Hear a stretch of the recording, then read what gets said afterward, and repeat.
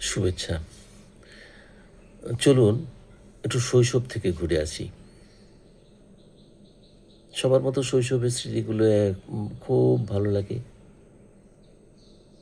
একবারে সরাসরি টেলিভিশনে যখন কোনো কোনো প্রোগ্রাম দেখানো হয়, তেমনি মনের যে আয়না আছে, মনের আয়নার মধ্যে একটার পর একটা স্মৃতি ফিরে আসে। আপনারও অবশ্যই।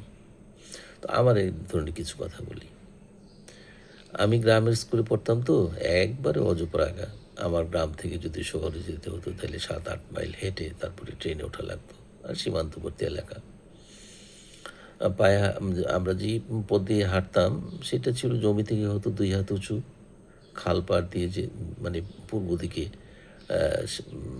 ৫-৬ মাইল হেঁটে তারপরে গিয়ে ট্রেনে ওঠা লাগতো আরকি।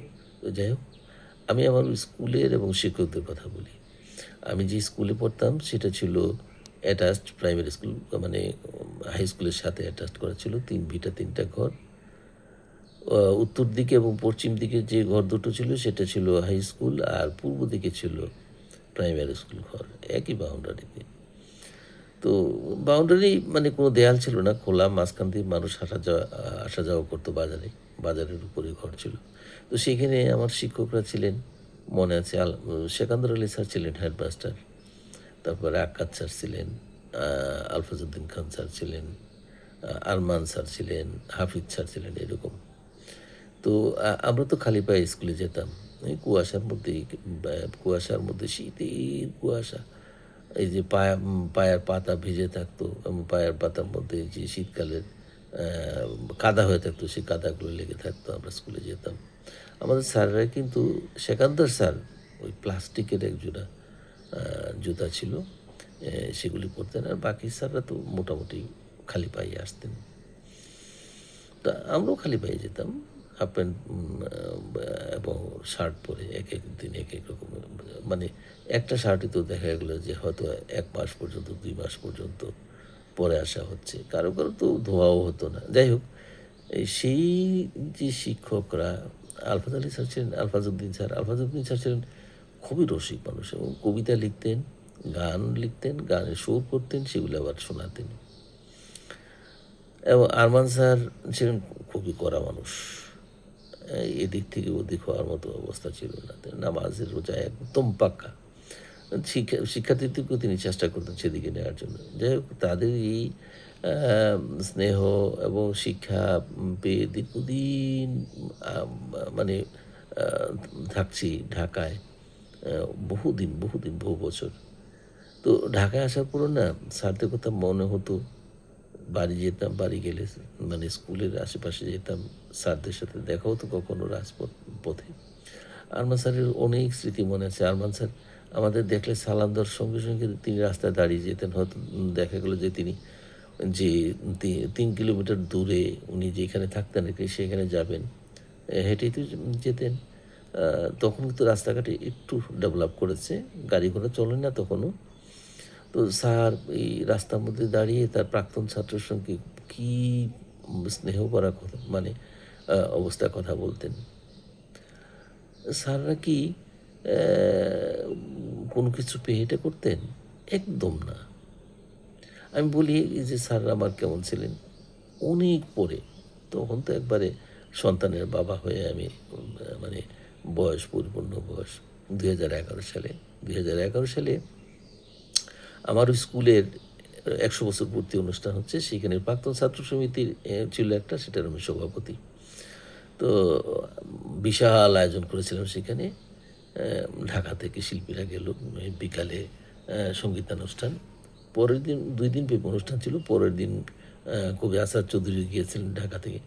তো যাই হোক, ১ম দিন যখন সঙ্গীতানুষ্ঠান হয়, তো সঙ্গীতানুষ্ঠান যখন চলতেছে তখন তো মঞ্চে শিল্পীরা যথারীতি গান গাচ্ছেন। প্রচুর মানুষ, শত, শত মানুষ। আমার মনে হয় যে ৫,০০০ মানুষে পুরো মাঠ ভর্তি হয়ে গেছে মানুষে। তো আ আমি একটু সুযোগ নিয়ে এখানে আসলাম যে অ্যা একটু স্কুলের অফিস ঘরে এসে একটু বসে চা-টা খাওয়া যায় কিনা। এর মধ্যে আ আমার প্রিয় একজন আ আমার অনেক ছোট। তো সে আমাকে টেনে নিয়ে গেলো যে, "আসেন, ওই গাছতলায় আসেন।" "কী ব্যাপার?" বলছেন, "হ্যাঁ, চা মাছ।" কি?" আমাকে অনেকটা জোর করে টেনে, টেনে নিয়ে গেল। আমি আমার বিদ্যুৎ চমকানোর মতো আমার কাছে মনে হলো। আমার স্যার, আক্কাস স্যার। আক্কাস যার কাছ থেকে প্রাইমারিতে আমি অঙ্ক পড়তাম, অঙ্ক শিখতাম। আমি স্যারকে দেখে কদমবুসি করার জন্য হাত নিচের দিকে আমি নিচে বসে, বসে কদমবুসি করব দাঁড়ালাম। স্যার আমাকে কদমবুসি করতে না দিয়ে বুকে জড়িয়ে ধরলেন। আমি তো কোনো কিছু বলছি না। শুধু জিজ্ঞেস করলাম, "স্যার কেমন আছেন?" স্যার বললেন, "দেখো, আমি যখন শুনলাম তুমি আসতেছো এবং স্কুলের ১০০ বছর পূর্তি অনুষ্ঠান, শোনার পর আমি চলে এসেছি। তোমরা তো আমারে দাওয়াত দাও নাই। আ দাওয়াতটা আসলে যখন শুনছি তখন আমি নিজেই দাওয়াতটা নিয়ে নিয়েছি। আমার কাছে মনে হলো বড় অপরাধী।" আচ্ছা স্যার, ও কোপটে জিজ্ঞেস করতে থাকলেন আমার বড় বোনের কথা। আমার বড় বোন তো সেই ৬০-এর দশকে স্কুল ছেড়েছেন। স্যার অকপটে একজন করে আমরা ভাই বোন অনেক। আমার সব ভাই বোনের কথা জিজ্ঞেস করলেন। আমি অবাক হয়ে রইলাম। স্যার আমাদেরকে এখনো এভাবে মনে রেখেছেন? সেই আক্কাস স্যার উনি এখন হাই স্কুলের ২ জন শিক্ষকের আমি খবর জানি তারা জীবিত আছেন। সবাই চলে গেছেন এবং আমি ওই সেই স্নেহ ভরসা থেকেও বঞ্চিত হয়েছি। আমার স্যারেরা, আমার শিক্ষকেরা যেভাবে ভালোবাসতেন সেই ভালোবাসা আর পাবো না। যেখানে থাকুন উনারা